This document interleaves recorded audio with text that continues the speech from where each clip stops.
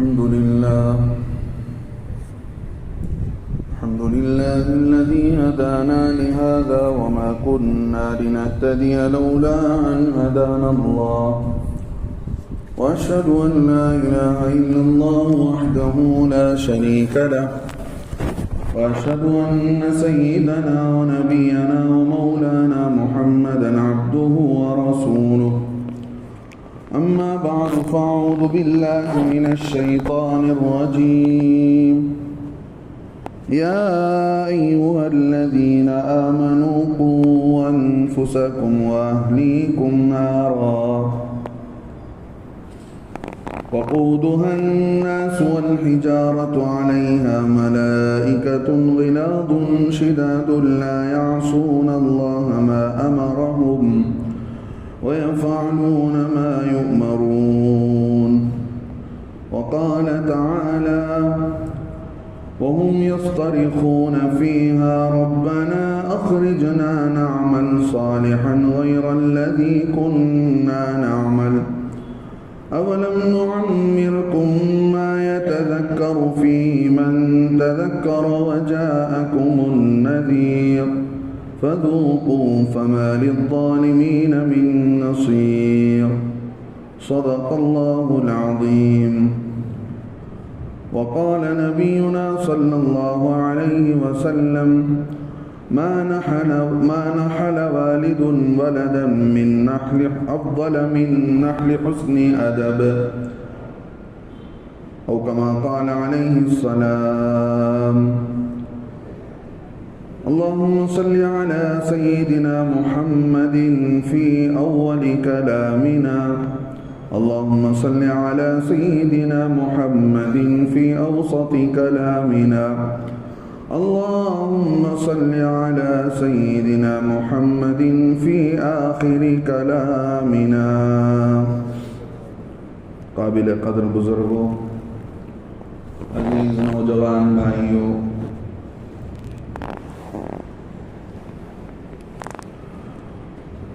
یہ دنیا کی زندگی جو اللہ رب العزت نے ہمیں مرحمت فرمائی ہے، یہ دنیا اور یہاں کی زندگی یہ آخرت کی کمائی کے لیے دی گئی ہے. دنیا اور یہاں کی ضرورتیں وقتی ہیں، چند روزہ ہیں اور اس کو ختم ہو جانا ہے. آخرت وَإِنَّ الدَّارَ الْآخِرَةَ لَهِيَ الْحَيَوَانُ، ہمیشہ کا گھر، ہمیشہ کی زندگی اور ہمیشہ کی راحت یا تو ہمیشہ کی تکلیفیں میرے دوستو اللہ نے وہاں پر چھپا رکھی ہیں. یہ جو زندگی ہمیں دی گئی ہے، بظاہر آدمی آزاد نظر آتا ہے، اس پر کسی کی پابندی نہیں لگائی گئی ہے، بظاہر اس کے حرکت پر کسی آدمی کو دیکھ بھالی کے لیے مقرر نہیں کیا گیا ہے، لیکن اس کی زندگی لکھی جا رہی ہے اور شمار کی جا رہی ہے. اس کے اچھے اعمال بھی لکھے جائیں گے، اس کے برے اعمال بھی شمار کیے جائیں گے. اور جس دن جہنمیوں کو ان کے کرتوت کی بنیاد پر جہنم میں ڈالا جائے گا اور جہنم میں وہ لوٹ پوٹ ہو رہے ہوں گے اور ان کو جہنم میں گھسیٹا جا رہا ہوگا، اس وقت میں وہ کہیں گے باری تعالیٰ ہمیں نکال دیجئے. جس اللہ 70 ماہ سے زیادہ محبت کرنے والے ہیں، اس اللہ کو پکار لگائیں گے کہ ربنا اخرجنا نعمل، ہمیں نکال دیجئے یہاں سے. ہمیں بات سمجھ میں آ گئی ہے، نعمل صالحا، ہم بڑے اچھے کام کریں گے. زندگی ہماری پورے کا پورا سرمایہ، سارے کا سارا کیپٹل ہم نے تجھے ناراضگی میں تجھے ناراض کرنے میں لگایا تھا. ہماری صبح بھی، ہماری شام بھی، ہماری جوانی بھی، ہمارا بڑھاپا بھی ہم مرضی کی زندگی جی رہے تھے، لیکن نعمل صالحہ، اب وہ نہیں کریں گے جو ہم کر کے آئے ہیں. غیر الذی کننا نعمل، ہماری زندگی تو وہ ہوگی جو ہم پچھلے زمانے میں نہیں کرتے تھے، یعنی جو ہم نے کیا وہ نہیں کریں گے. اب تو نیکی ہی نیکی، نمازیں ہی نمازیں، اللہ کو راضی کرنے والے اعمال ہی اعمال. ان کی پکار تو بڑی اچھی نظر آئے گی، لیکن ایک فرشتہ یہ پوچھے گا بھائی بتاؤ، اولم نعمرکم، کیا تم کو بڑی زندگی نہیں دی گئی تھی؟ تم نے بڑے بڑے دکانیں کھولی، بڑے بڑے بزنس کیے، بڑے بڑے عمارتوں کو کھڑا کیا اور بڑے بڑے کام کیے. تم نے دنیا کے اندر بڑے بڑے ہسپتال بنائے، کالجز بنائے، اسکول بنائے، مالز بنائے، پتہ نہیں دنیا کو تم نے کیا کچھ کر دیا. بڑی لمبی زندگی دی گئی تھی. اولم نعمرکم ما یتذکر فی، اتنی لمبی زندگی تھی کہ اس زندگی میں کوئی اللہ کی طرف آنے کی کوشش کرتا، اللہ اور اس کے رسول کی باتوں سے نصیحت حاصل کر کے زندگی کو بدلنے کی کوشش کرتا. ما یتذکر فیہ من تذکر، تو تمہیں نصیحت مل جاتی اور تم زندگی کو بدل دیتے. اور اتنا ہی نہیں تھا، وجاءکم النذیر، تمہارے پاس ڈرانے والے آئے، بتانے والے آئے، علماء آئے، مصلحین آئے، تمہیں سمجھانے والے آئے، مبلغین، اللہ کے دین کی دعوت و تبلیغ کرنے والے تمہارے دروازوں تک آئے ہیں. جب تمہیں سمجھایا بھی گیا، بولا بھی گیا، بتایا بھی گیا، لیکن تم سنے نہیں. تمہیں دنیا کا نشہ ایسا چڑھا تھا، شرابی کا نشہ تو صبح کو اتر جاتا تھا، لیکن مال کا نشہ تمہیں نہیں اترا. ہاں، مال کا نشہ نہیں اترا. ایک جگہ اللہ فرماتے ہیں الہاکم التکاثر حتی زرتم المقابر. ہم نمازوں میں پڑھتے ہیں، چھوٹی سی صورت ہے.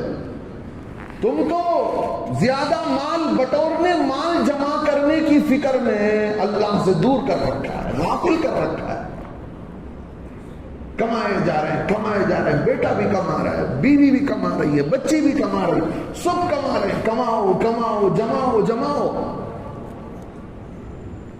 اس مال کو بٹورنے میں، مال جمع کرنے نے الہاکم، تم کو اللہ سے دور کر دیا، تم کو اللہ سے غافل کر دیا. حتی زرتم المقابر، اسی پیسے، building, business, petrol, platinum, gold, silver, اسی دھندے کرتے تم قبرستان پہنچ جاتے ہو.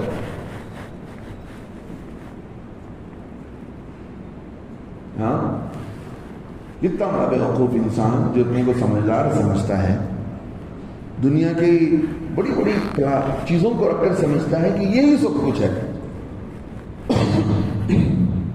اللہ کے نبی علیہ السلام گئے تھے معراج پر، تو اللہ کے عرش پر لکھا ہوا دیکھا، اس میں لکھا ہوا تھا کہ ہمارا کیا ہے اور ہمارے پاس جو ہے وہ کس کا ہے. ایک پہلی لائن میں لکھا ہوا تھا لا الہ الا اللہ محمد الرسول اللہ، دوسری لائن میں لکھا ہوا تھا ما قدمنا وجدنا ما اکلنا ربحنا، جو ہم دنیا میں کھائے پیے پہنے اوڑے نفع میں رہے، ہمیں اس کا مزہ مل گیا. وما قدمنا وجدنا، جو ہم نے آگے کے لیے بھیج دیا، آخرت کے لیے، اللہ کے نام پر، وہ سارے کا سارا ہم یہاں آ کر جمع کر لیے. آگے کے لیے بھیج رکھا تھا، ریزرو اکاؤنٹ کھول رکھا تھا، وہاں پر جمع ہوتا رہا. ہم جو ہے جمع اس فکس ڈپازٹ کو ہم نے موت کے بعد وصول کر لیا. وما خلفنا خسرنا، جس کو دنیا کہتی ہے میرا میرا میرا میرا، اچانک موت نے آ کر کیا دبوچا کہ سارے کا سارا چلا گیا دوسرے کے ہاتھ میں. 2 روپیہ ہمارے کام نہیں آیا. کیا چھوڑتے ہیں لوگ؟ کون سی چیز تمہارے بدن پر چھوڑی جائے گی میرے اور آپ کے بدن پر؟ تو میرے دوستو بزرگوں، یہی وہ زندگی ہے جس پر انسان افسوس کھائے گا، حسرت کرے گا، پچھتاوا کرے گا. کس غفلت میں تھے، کس نیند میں سوئے ہوئے تھے، کہاں پڑے ہوئے تھے، کس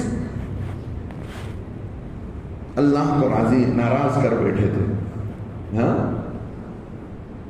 اب وہ چاہے گا کہ بھئی واپس آئیں، ریٹرن آ جائیں دنیا میں. جیسے سعودی میں گیا ہوا انسان، اس کے ساتھ دھوکہ ہوتا ہے. کفیل کچھ کام بتاتا ہے، وہاں جا کر دیکھتا ہے تو کچھ کام اور ہے.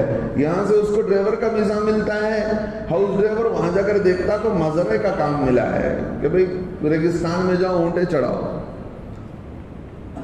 اور وہ کسی نہ کسی طریقے سے واپس آنے کو دیکھتا ہے، لیکن آخرت کی زندگی ایسی نہیں ہوگی. اس کی چھوٹی سی مثال میں آپ کو دیتا ہوں.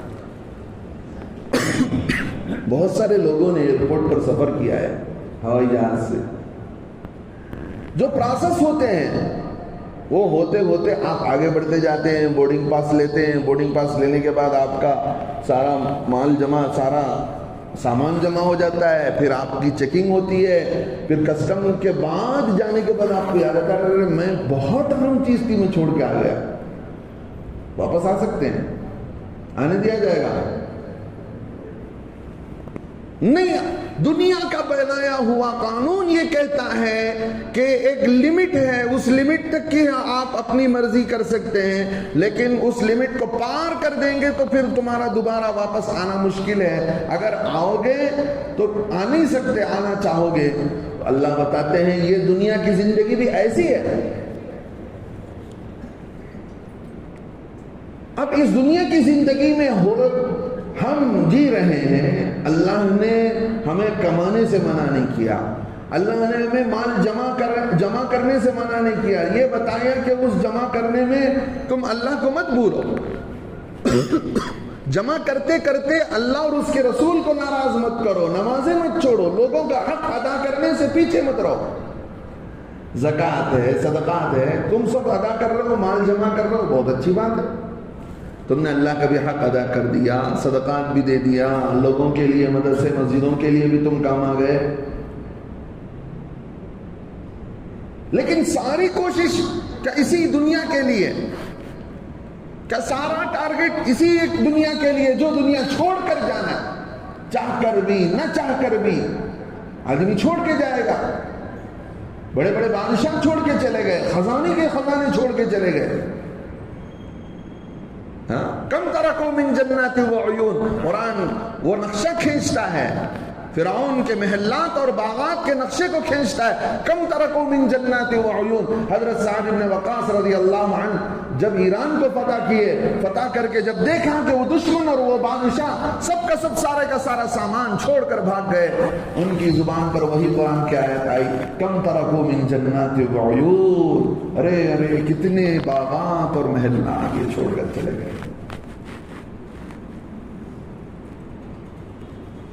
وَزُرُوعٍ کم ترکو من جنات و عیون وَزُرُوعٍ وَمَقَامٍ کریم. اور بڑے بڑے کھیت تھے، اچھے اچھے باغات تھے، اور بیٹھنے کے لیے بڑے عمدہ جگہ بنا رکھے تھے، وہاں پر بیٹھتے تھے، گپ شپ ہوتی تھی.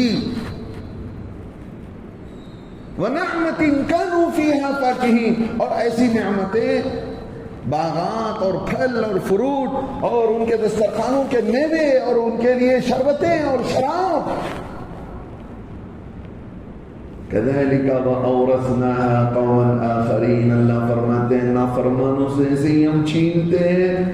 انہوں نے وہ امتحان میں ناکام ہوئے، ان سے نعمتوں کو چھین کر دوسروں کو وارث بناتے ہیں، دوسروں کو دیتے ہیں، تاکہ دیکھا جائے کہ یہ اس نعمت میں رہ کر اللہ کا کتنا شکر ہے. آگے قرآن کہتا ہے یہ ایسے مجرم تھے فرعون اور اس کے ماننے والے. یہ صرف فرعون اور اس کے ماننے والوں کے لیے نہیں بلکہ آگے کے لوگوں کے لیے بھی بتایا جا رہا ہے کہ اس کے نقش قدم پر جتنے لوگ چلیں گے، فرعون اور حامان اور قارون اور یہ ایران کے سارے جتنے بادشاہ تھے اور سارے کے سارے ملک شام کے جتنے بادشاہ تھے اور دنیا کے وہ سارے بادشاہ جو ان لوگوں کے راہوں پر چلیں گے، مال اور دولت پر اترائیں گے، اللہ کی نہیں سنیں گے، اللہ کے سامنے سر نہیں جھکائیں گے، ان کا بھی حال یہی ہوگا۔ لوگوں سنو، فما بکت علیہم السماء والارض، جب ان کی موت آئے گی، یہ مریں گے، تو ان پر نہ آسمان کو رونا آئے گا نہ زمین کو ترس آئے گی۔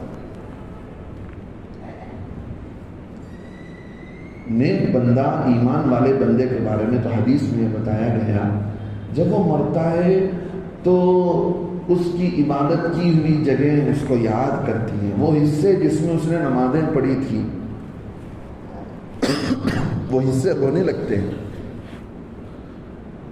وہ زمین کے وہ ٹکڑے جہاں وہ اللہ کے سامنے کھڑا ہوتا تھا، آہوزاری کرتا تھا، وہ حصے جہاں پر لوگوں کے کام آتا تھا، جہاں پر وہ اللہ کی عبادت کرتا تھا، وہ سارے حصے، وہ ساری جگہیں، وہ راستے جہاں پر سے ایمان والا گزر کر نمازوں کو آیا جایا کرتا تھا، ان کو بھی رونا آتا تھا۔ حتیٰ کہ آسمان کے وہ حصے جہاں سے اس کے اعمال پہنچتے تھے، اگر اللہ کا خاص بندہ ہوگا تو وہ آسمان کے حصے میں روئیں گے اس کی موت پر۔ اور کچھ بدماش اور کمینے، اللہ کے نظر کے ذلیل، جن کو کہا گیا قرآن نے اولئک کالانعام، یہ تو جانور ہیں، بلکہ جانور سے بھی گرے ہوئے۔ جانور تو اپنی اسے جو سکھایا گیا وہی کھاتا ہے، وہی پیتا ہے۔ کبھی بکری کو گوشت کھاتے نہیں دیکھا گیا، کبھی شیر کو گھاس کھاتے ہوئے نہیں دیکھا گیا، لیکن انسان کو بتایا گیا تمہاری غذا حلال ہے، تم حلال کو چھوڑتے ہو، حرام کھا رہے ہو۔ انسان کو جو بتایا گیا اس سے ہٹ کر بھی چلتا ہے، اس راستے پر بھی چلتا ہے، جو اسے بتایا گیا اس راستے پر بھی چلتا ہے جو اسے نہیں بتایا گیا۔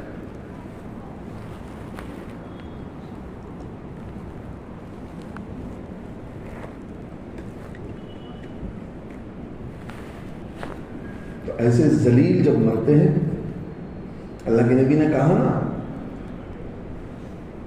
موتیں کو جلدی اٹھانے کو کہا گیا۔ کسی کی موت ہو جائے رکھ کر مت بیٹھو، بات آ گئی تو کہہ رہا ہوں، میں کچھ اور کہنا چاہ رہا تھا، بات آ گئی تو کہہ رہا ہوں۔ اللہ کے نبی صلی اللہ علیہ وسلم نے جنازے کو جلدی اٹھانے سے کا حکم دیا ہے، کسی کا انتظار مت کرو، ٹھیک ہے کوئی پہنچ جائے تو اچھی بات ہے، 3 چیز میں دیری مت کرنا۔ اللہ کے نبی علیہ السلام نے فرمایا جماعت کا جب وقت ہو جائے تو یہ مت دیکھو کہ بھی فلاں صاحب نہیں آئے ہیں، انتظار 1-8 منٹ ہو سکتی ہے، امام نہیں آئے، کوئی خاص مہمان نہیں آیا، ٹھیک ہے، کوئی خاص مہمان آیا ہو اس وقت میں نماز میں نہیں پہنچ سکا، لیکن اللہ کے نبی نے فرمایا جب جماعت حاضر ہو جائے تو فوراً ادا کر لیا کرو۔ دوسری بات، جب عورت بچی کی عمر ہو جائے شادی کی، اس کا نکاح کر دو۔ تیسری چیز بتایا، جب جنازہ حاضر ہو جائے، میت مر جائے، کوئی انسان انتقال کر جائے تو اس کا جنازہ اٹھانے میں دیر مت کرو۔ اگر تم ان 3 کاموں میں دیر کرو گے، جماعت کھڑی ہونے میں، بچی کی شادی میں اور جنازہ پڑھنے میں، جنازے کی نماز ادا کرنے میں، تم دیکھو گے کہ ان 3 کاموں کو دیر کرنے کی وجہ سے زمین میں فتنہ اور فساد برپا ہوگا۔ اللہ کے نبی علیہ السلام نے حدیث میں فرمایا جب سے یہ فریج آیا انہوں نے تو بیڑا غرق کر دیا۔ پہلے کے لوگ تو دیکھتے تھے گاڑی کی کنڈیشن جلدی اٹھا دیتے تھے۔ آئس باکس جو ہے یہ ہمارا طریقہ نہیں ہے، اس کو بائیکاٹ کیجئے، ماحول سے ہٹائیے اس کو۔ آئس باکس تو وہ ویسٹرن کنٹریز کا ہے، بظاہر ہم دیکھتے ہیں باڈی بہت سیف سے ہے، لیکن وہ فریزر میں ہونے کی وجہ سے ہم یہ سوچتے ہیں فلاں بھی آ جائے، فلاں بھی آ جائے، بیٹا بھی آ جائے، فلاں بھی آ جائے۔ اب انتظار میں اللہ کے نبی علیہ السلام کی سنت یہ ہوتی تھی کہ وہی ظہر میں کسی کا انتقال ہوا، عصر میں جنازہ حاضر یا مغرب میں حاضر، عصر میں کسی کا انتقال ہوا ہے عشاء میں حاضر۔ یہ نہیں انتظار کرتے تھے کہ بھئی فلاں آ جائے، فلاں آ جائے۔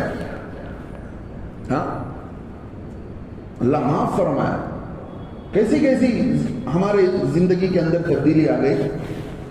میں یہ کہہ رہا تھا اللہ کے نبی علیہ السلام فرماتے ہیں مرنے والا یا تو ایسا ہے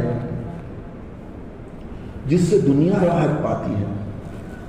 وہ تو دنیا کو ستا رہا تھا، تنگ کر رہا تھا، ہر کسی کا مال ہڑپ کرنا، زمینیں ہڑپ کرنا، نقصان پہنچانا، روب داری، اپنا قبضہ جمانا، یہ وہ حرکتیں تھیں جس سے لوگوں کو بہت نقصان ہوتا تھا. اب یہ گیا کیا؟ لوگ سوچتے ہیں بھئی بہت اچھا ہوا، خس کم جہاں پاک، کچرا جتنا کم ہو جائے محلے کو اتنا اچھا ہے. اللہ کے نبی نے آگے فرمایا مستریح او مستراح. مستریح کسے کہتے ہیں؟ راحت پانے والا. دنیا کے غم اور یہاں کا ٹینشن، یہاں کی تکلیفیں، اور اتنا اس نے مصیبتیں جھیلی ہیں، بچوں کی بھی، بیوی کی بھی، گھر بار کے اعتبار سے، غریبی کے اعتبار سے، لوگوں کے ستانے کے اعتبار سے، کئی سارے جھمیلے اور ٹینشن اس نے پالے ہیں. جب دنیا سے جا رہا ہے تو وہ راحت پاتا ہے دنیا کی تکلیفوں سے، دنیا کی پریشانیوں سے. جب یہ بھی راحت پاتا ہے اور تو اس کو اس کے مقام تک جلدی سے پہنچا دو تاکہ دنیا کی مصیبتوں سے چھٹکارا پا لیا ہے، اب جنت جلدی جا کر کے اپنے بہتر مقام پر پہنچ جائے. اور یہ وہ شخص جو دنیا کے لیے مصیبت ہے اور جس سے دنیا لوگ ناراض تھے، تکلیف میں تھے، اس کو اس کے مقام پر جلدی سے پہنچا دیا جائے. تو میں یہ کہہ رہا تھا کچھ لوگ وہ ہوتے ہیں جن کے مرنے پر زمین کو ترس آتی ہے، آسمان کو ترس آتا ہے. ایک صحابی بچے، تابعی بچے تھے، حضرت حسین رضی اللہ عنہ کے بیٹے، جن کا نام تھا علی ابن حسین زین العابدین، جن کا لقب تھا. ہاں کیسے تھے؟ بہت پوری رات روتے تھے. کسی نے کہا حضرت آپ سو جایا بھی کریں، اتنا روتے ہیں، آپ آل رسول سے ہیں، نواز رسول ہیں، آپ کے والد تو نواز رسول تھے، جنتیوں کے سردار ہیں، تمہاری تو بخشش ہو جائے گی، تم تو بڑے اونچے لوگ ہو. انہوں نے کہا میں نے اپنی آنکھوں سے میرے خاندان کے 72 آدمیوں کو ذبح ہوتے ہوئے دیکھا ہے، مجھے کیسے دنیا کے اندر چین آئے گا، میں کیسے چین سے جی سکتا. اور تھے اتنے اچھے، اللہ اکبر، اتنے عبادت. واقعات پھل کو سمجھ کر دیکھا جا سکتا ہے کہ درخت کتنا اچھا ہوگا، درخت کی اگائی اور درخت کی پرورش لوگوں نے کتنی اچھی کی ہوگی کہ اس سے اتنا میٹھا پھل نکلا. جب ان کا انتقال ہوا تو 100 گھرانے مدینے کے فاقے کے نکلے. نہلانے والے نے دیکھا تو پیٹ میں موٹے اٹھا کر، بوریے اٹھا کر کے غریبوں کے گھر میں لے جا کر رات میں رکھ دیتے. صبح دروازہ کھولتے تو اندر بوری آ کر پڑتے تھے. کسی کو پتہ نہیں چلتا تھا کس نے اٹھایا، کس نے رکھا. حضرت حسین رضی اللہ عنہ کے اولاد 100 گھرانے ایسے تھے کہ جن کے چلے جانے پر فاقے کے ساتھ نکلے اور پورے مدینے میں کوہرام مچ گیا. ہائے ہماری فریاد رسی کرنے والا کہاں چلا گیا، ہائے ہمارا غم کھانے والا کہاں چلا گیا، اور ہم پر ترس کھانے والا کہاں چلا گیا. پورا مدینہ رو رہا تھا ان کے چلے جانے کے بعد. اور وہ ایسے گئے، ان کے بیٹے کہتے ہیں کہ انہوں نے جو کچھ جمع کر کے رکھا تھا سارے کا سارا اللہ کے راہ میں خرچ کر دیا، اور غریبوں کے اور یتیموں کے ایسے کام آئے کہ ان کے چلے جانے کے بعد دنیا روتی رہ گئی. میرے دوستو بزرگوں، اس وقت سب سے بڑا مسئلہ مجھے اور آپ کو جو درپیش ہے وہ یہ ہے کہ ہم اپنے گھر بار کے کھانے پینے کی فکر سے زیادہ، حضرت یعقوب علیہ السلام نبی تھے، رو رہے تھے بیٹے کی فراق میں. ظاہر سی بات ہے، چھوٹا سا بچہ جسے لاڑ سے پالا ہو، باپ سے بچھڑ جائے، باپ روتے روتے اس کی آنکھ کی روشنی چلی گئی، بینائی ختم ہو گئی. ایک مرتبہ جبرائیل حاضر ہوئے تو پوچھا یعقوب علیہ السلام نے، بتائیے میرے بیٹے کہاں ہیں، کس حال میں ہیں. نبی تھے، بتا سکتے تھے، ان کو بتایا تو جا سکتا تھا کہ فلاں علاقے میں فلاں جگہ میں رہتے ہیں. انہیں کہا گیا کہ دیکھو وہ تو ہیں جہاں ہیں، ان کے حق میں جو اللہ نے فیصلہ کر رکھا وہ وہاں ہیں، لیکن تمہیں بقیہ اپنے جو 10-11 بچے ہیں ان کے دین ایمان کی فکر کی ضرورت ہے. یہ فکر کرو کہ میرے بقیہ بچے کیسے اللہ کو خوش کر جائیں اور کل قیامت کے دن کامیاب ہو جائیں. یہ نصیحت کی جا رہی ہے وقت کے نبی کو حضرت جبرائیل علیہ السلام کے واسطے سے. آپ کو کون نصیحت کرے گا؟ مجھے کون نصیحت کرے گا؟ ہم نے بچوں کو کالج کے حوالے کر رکھا، اسکولوں کے حوالے کر رکھا، وہیں پلیں گے، وہیں سیکھیں گے، وہیں جو ہے رہیں گے. ہمارا بچہ کیا پڑھ رہا ہے، کیا اس کے کیریکٹر میں تبدیلی آئی، اس کو کیا نالجز لے رہا ہے، اس کے عادات و اخلاق کیا ہیں، وہ کہاں تک پہنچا ہے. اس وقت کی سب سے بڑی ضرورت یہ ہے کہ عورتوں کے بارے میں فکر کیا جائے. اس وقت کے سب سے بڑے جو جماعت ہے مسلمانوں کی ہندوستان کے اندر، مسلم پرسنل لا بورڈ، اس کے صدر حضرت مولانا خالد سیف اللہ صاحب رحمانی دامت برکاتہم حیدرآباد میں رہتے ہیں. وہ کہنے لگے ایک مرتبہ مجھے فون آیا، وہ عورت کا فون تھا، اس نے لمبی چوڑی تقریر کی فون کہ جمعے کے بیانات مردوں کے لیے ہوتے ہیں، اجتماعات مردوں کے لیے ہوتے ہیں، ذکر کی مجلسیں مردوں کے لیے ہوتی ہیں، سارے کا سارا مردوں کے لیے ہوتا ہے، عورتوں کے لیے کچھ نہیں ہوتا. نہ عورتوں کے مدرسے صحیح سے ہوتے ہیں، نہ عورتوں کی تعلیم کا انتظام ہوتا ہے، نہ عورتوں کے لیے بیانات ہوتے ہیں، نہ عورتوں کے لیے سیکھنے سکھانے کا ماحول قائم کیا جاتا ہے. اب عورتیں گھروں میں رہتی ہیں تو وہی ٹی وی، وہی سیریل، وہی بد اخلاقی اور بے ادبی کے مناظر دیکھتے دیکھتے. اب بتائیے، حضرت وہ پوچھ رہی ہے فون میں، بتائیے ہماری عورتوں کا کیا ہوگا کل قیامت کے دن؟ ہم آپ کے دامن نہیں پکڑیں گے تو کس کے دامن پکڑیں گے؟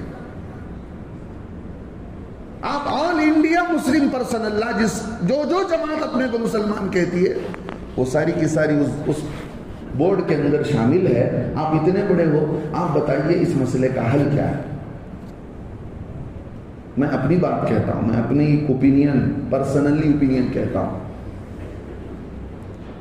فتنے کے ڈر سے عورت کو مسجد میں آنے سے منع کیا گیا کہ کہیں اختلاط نہ ہو جائے. آج تو عورت ایسی جگہ کون سی ہے آپ مجھے بتائیے جہاں عورت نہیں جا رہی ہے؟ کیا شادی خانہ، کیا اسکول، کیا کالج، کیا مالز، کیا جو ہے دکانیں، سب کام عورت کر رہی ہے.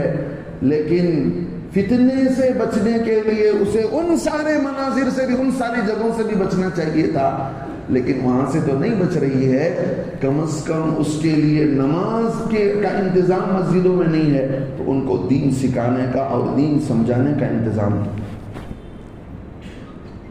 اگر کہیں اس کا انتظام کیا جا رہا ہے تو اس میں پورے طور پر حصہ لینے کی ذمہ داری آپ کی ہے. اگر آپ نہیں لے رہے ہیں، وہ بچیاں جو کسی اور کے حوالے ہو گئیں اور اسکول اور کالج میں جا کر ہم جولیوں کے ساتھ مل کر ان کے خیالات میں اس کا خیال بن گیا. اللہ کے نبی نے فرمایا المرء علی دین خلیلی، آدمی اپنے دوست کے طریقے پر ہوتا ہے، دوست کے دین پر ہوتا ہے. فَلْيَنْظُرْ مَنْ يَتَخَالَلْ، لوگوں دوستی کرنے سے پہلے یہ دیکھ لو کہ تم کس سے دوستی کر رہے ہو، اس لیے کہ اس کے ایٹیٹیوڈ، اس کے خیالات، اس کے مینٹالٹی، اس کا سب کچھ تمہارے دماغ میں داخل ہوگا. تم دوستی کرنے سے پہلے سوچ لو کس سے دوستی کر رہے ہو. ہمیں نہیں پتا ہماری بچی کس کے ساتھ اٹھ بیٹھ رہی ہے. وہ اگر بھٹک جاتی ہے تو اس پر شکایتیں ہوتی ہیں، اس پر ہزار باتیں ہوتی ہیں، لیکن بھٹکنے سے پہلے ہم نے اس کے تربیت کا کیا انتظام کیا؟ ہم نے اس کے لیے کیا انتظام کیا؟ 98% بچے اسکول اور کالجز جاتے ہیں، 2% بچے اور بچیاں مدرسوں کو آتی ہیں. مدرسے کا مطلب جہاں ہاسٹل ہوتے ہیں وہ بول رہا ہوں. اکثر فیصد طبقہ اسکولوں میں کالجز میں جا رہا ہے. اسے نہ پرنسپال کو، نہ اسکول مینجمنٹ کو، نہ کالج کے پروفیسر اور لیکچررز کو اس بات کا کوئی ٹینشن نہیں ہوتا، اس بات کی کوئی فکر نہیں ہوتی کہ میرا اسٹوڈنٹ کیسے بیسٹ کیریئر والا بن جائے، بیسٹ جو ہے اس کے ایکٹنگ، اس کی جو ہے زندگی کا گزارنے کا طریقہ، ایٹیٹیوڈ، اس کی مینٹالٹی، وہ سب کیسے صحیح ہو جائے. وہ کیسے بیسٹ جو ہے بیٹی بن جائے، بیسٹ بیٹا بن جائے، اور ماں باپ کا فرما بردار بن جائے، اللہ رسول کا راضی کرنا، کہ ان کو کچھ مطلب نہیں ہوتا، ان کو اپنے پیسوں سے، کام سے مطلب ہوتا ہے۔ اگر وہ فکر کی جاتی ہے تو دین کی فکر جو لوگ کرتے ہیں، مدرسوں سے جڑے ہوئے لوگ، تبلیغ اور دین کی محنت کرنے والے، مراکز سے جڑے ہوئے لوگ، خانقاہوں سے جڑے ہوئے لوگ، ان کی محنتیں ہو رہی ہیں۔ لہذا میرے دوستو بزرگوں، اپنی بچیوں کی فکر کریں، محلے کی بچیوں کی فکر کریں۔ آپ کی بچی صحیح ہے تو اس پر مطمئن مت بیٹھے، مطمئن مت بیٹھے۔ آپ کا نماز روزہ، آپ نے اس کے ہاتھ میں موبائل تھما دیا۔ بڑا شہر ہے ہمارے بازو میں، مسلمانوں کی اچھی آبادی ہے، نام لینا میں مناسب نہیں سمجھتا، یہ قصہ سناتا ہوں اور اپنی بات ختم کرتا ہوں۔ نمازی اور حاجی صاحب کے گھر کے اندر رہنے والی بچی، جس کے ہاتھ میں موبائل فون پکڑا دیا گیا اور اس کی خبر نہیں رکھی گئی کہ بچی کیا کر رہی ہے، کس سے دوستی لگا رہی ہے۔ اڑیسہ کے رہنے والے کہ عیسائی نوجوان سے اس کے تعلقات ہوتے ہیں اور اس سے گپ شپ ہوتی ہے، وہ پیار و محبت کے جھانسے میں اس کو پھنسا کر یہاں سے لے جاتا ہے تمل ناڈو کے علاقے سے، اور وہ بچی جس کے ماں باپ حاجی بھی ہیں، نمازی بھی ہیں، عیسائی بن گئی۔ کسی جگہ میں نے پڑھا تھا کہ آپ بچی کے ہاتھ میں موبائل دے کر گھر کی دیوار چاہے کتنی اونچی بنا لیں کوئی فائدہ نہیں۔ گھر کی دیوار اونچی کیوں کرتے ہیں؟ تاکہ غیر مرد کی نظر نہ پڑے۔ اب سارے غیر مردوں کو آپ نے بچی کے ہاتھ میں تھما دیا، سارا لنک دے دیا، اس کی فکر ہی نہیں ہے کہ وہ کہاں جا رہی ہے، کس سے کانٹیکٹ کر رہی ہے۔ بہت دنوں کے بعد وہ آئے، ماں باپ کے ساتھ رہے، ماں باپ کے ساتھ توبہ کیا، ایمان کی تجدید ہوئی، ماں باپ نے ان کو ایمان کی تلقین کی، سب کچھ ہوا۔ جاتے ہوئے ٹرین پر بچی کہہ کر جا رہی ہے، کبھی انجیل اور بائبل بھی تو اٹھا کر پڑھ کر دیکھو، اس میں کتنی اچھی اچھی باتیں ہیں۔ میرے دوستو بزرگوں، اللہ کا فضل، اللہ کا کرم، ہمیں موقع ملا ہے، ہم جاگ سکتے ہیں، جگا سکتے ہیں، اپنے بچیوں کی ایمان کی فکر کی جا سکتی ہے۔ ہماری بچی اگر صحیح ہو گئی اسکول اور کالج کے ماحول کے ساتھ، انشاءاللہ وہ دیندار بن سکتی ہے۔ پچھلے 6 مہینے پہلے کا واقعہ، ایک بچی، میں بھولتا ہوں کس علاقے کا ہے، گولڈ میڈل لے رہی ہے، لیکن اس کے گلے میں گولڈ میڈل پہنانے والا وہ جو ہے چیف گیسٹ مرد ہے، تو وہ باحجاب لڑکی نے انکار کر دیا کہ میں مرد کے ہاتھ سے اپنے گلے میں گولڈ میڈل نہیں پہن سکتی۔ اس میں کتنا میسج گیا آپ کبھی سوچ سکتے ہیں؟ اس سے کیا میسج گیا دنیا کو؟ یہ میسج جاتا ہے کہ باحجاب عورت بھی پڑھ کر گولڈ میڈل لے سکتی ہے، اور باحجاب عورت پڑھتے پڑھتے اپنے دین پر باقی رہ سکتی ہے۔ بقیہ چیف گیسٹ جو تھے، لیڈیز جو تھی، انہوں نے اس کو پہنایا، دنیا بھر کو ایک پیغام دیا کہ جو ہے عورت اور مرد چاہے کتنے ہی ماحول میں، کیسے ہی ماحول میں پڑھے، لیکن جب بچی کی تربیت ہو تو وہ اچھی تعلیم بھی حاصل کر سکتی ہے اور اپنی زندگی کو بہتر ماڈل زندگی بنا سکتی ہے۔ میں سمجھتا ہوں آپ اس بارے میں فکر کریں گے، کوشش کریں گے۔ رب العزت کہی سنی باتوں پر عمل کی توفیق نصیب فرمائے، ہمیں عورتوں کی دینی تعلیم کی اور ان کے اخلاقی تربیت کی فکر کرنے کی اللہ رب العزت توفیق نصیب فرمائے۔ آمین۔ وآخر دعوانا الحمدللہ رب العالمین۔